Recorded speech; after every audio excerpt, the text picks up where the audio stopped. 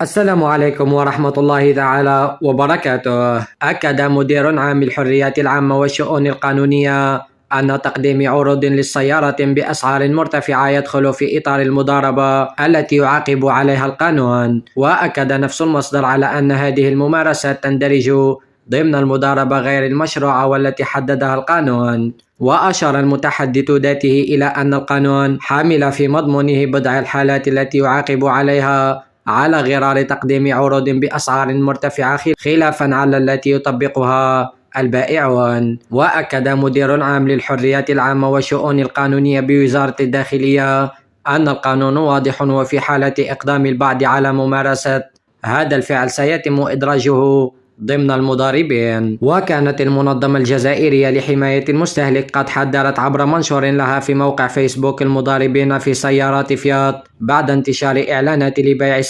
السيارات بأسعار مرتفعة. كما توعدت منظمة حماية المستهلك بكشف جميع السماسرة الذين يشترون سيارات جديدة ثم يقدمون على بيعها بسعر مرتفع باعتباره يمارس المضاربة.